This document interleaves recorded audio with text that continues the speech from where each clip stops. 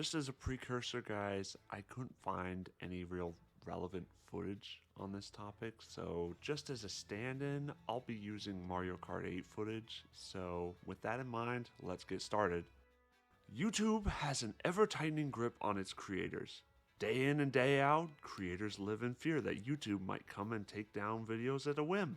YouTube does have guidelines that, for the most part, help to keep horrible content off this platform, but all too often YouTube itself will weaponize these guidelines to censor creators that they deem too risky or worse. It could be used to ban creators whose viewpoints don't align with theirs, which is awful.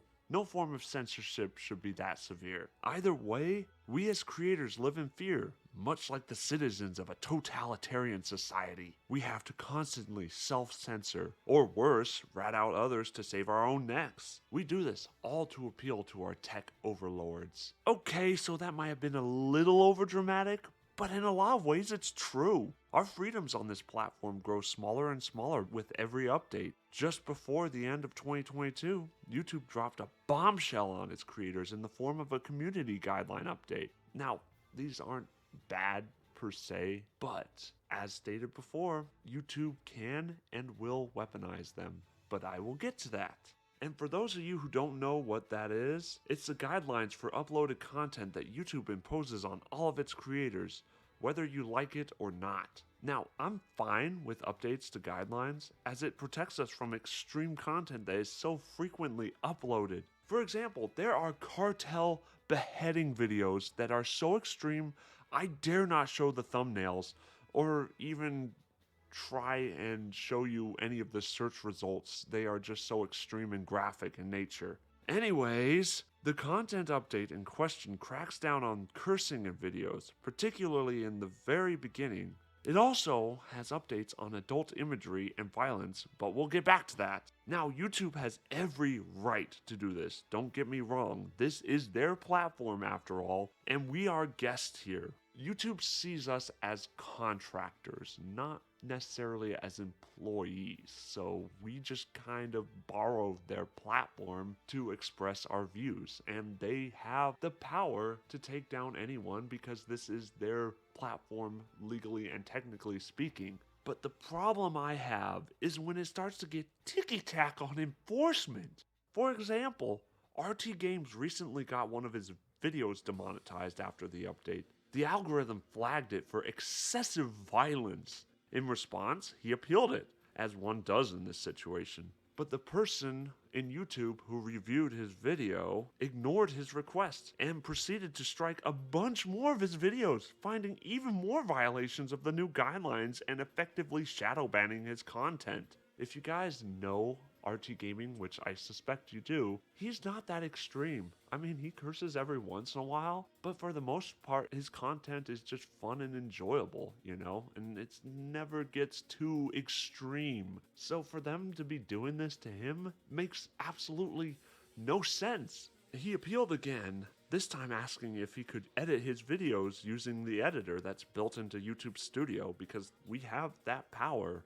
But the reviewer declined, saying that these were permanent because of a stipulation citing that the video had cursing within the first 7 seconds of the video.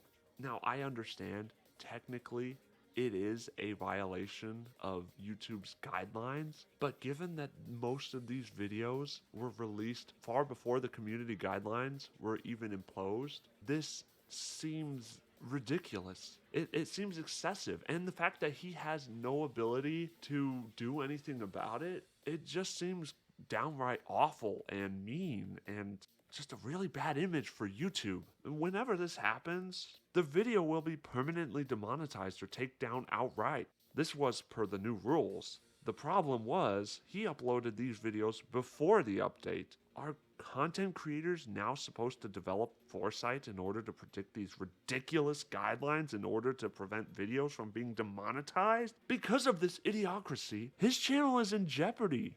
Again, he is very enjoyable. Watch his videos. I will link the video in question that he talks about this new community guideline. The guy seemed genuinely despondent, and it's sad to see because he has some really enjoyable content that I love watching through.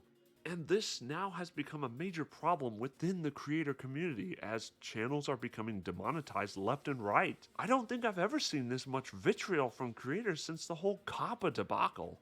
I hear you saying, it isn't that big a deal, just don't swear. And yes, that argument has merit. But mind you, not all players play Nintendo games, and even when they do, we do tend to try and give you a more authentic response to what we are doing, and sometimes that includes the use of fuck or shit. And another problem is that most modern games have a ton of violence and gore and cursing. All things that'll get you easily demonetized. Just think of all the GTA focused channels that are in jeopardy because of the graphic nature of the game. The fact that your channel may be in trouble, not because of your actions, but the choice of game you play is absolutely stupid. When it comes to cursing, listen, young children are protected from this stuff because of a question that you must check before you can upload the video.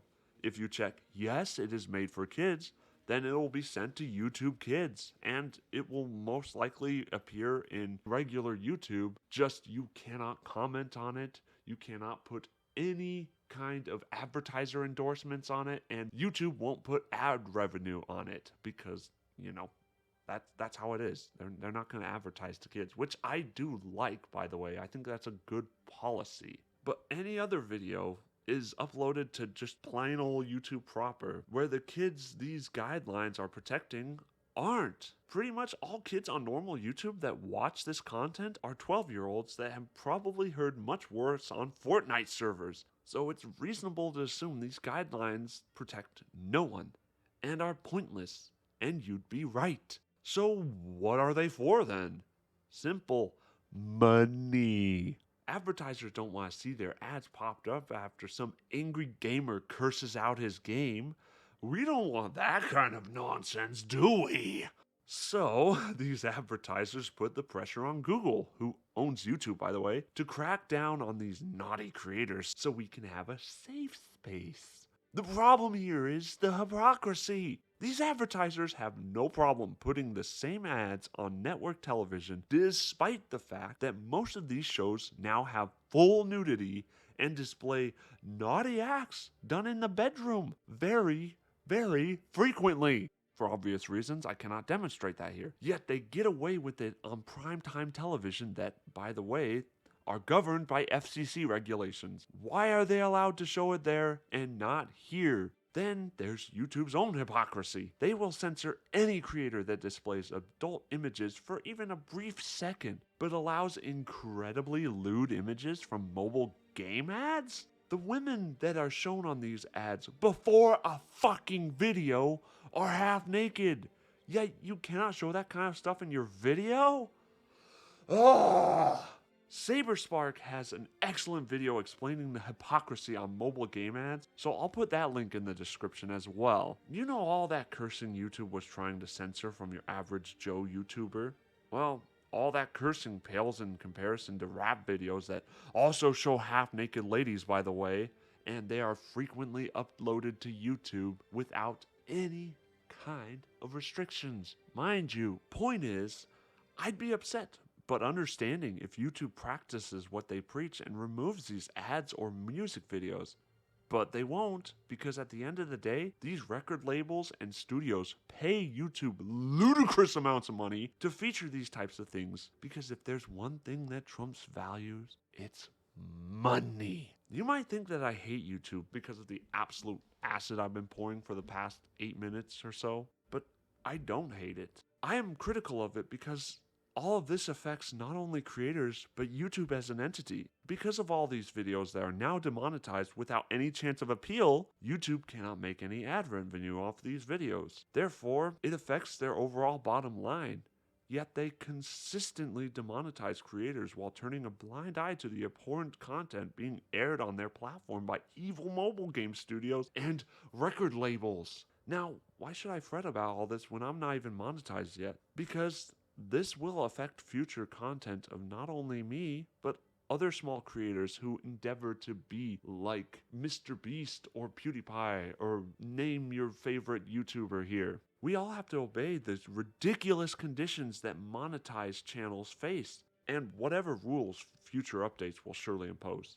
And I can guarantee that these will not be creator friendly. The death of freedom and creativity has deflated many to the point that they may stop doing this. It won't stop me though. I still love doing this. I just find it heartbreaking that as time goes on, YouTube cares less and less about the people who made YouTube special. Ultimately, people choose YouTube because of the independent creators and personalities. We come here for those who wish to express themselves or vent their frustrations, as you all witnessed today. In short, you guys come for us. It is because of you that we still exist.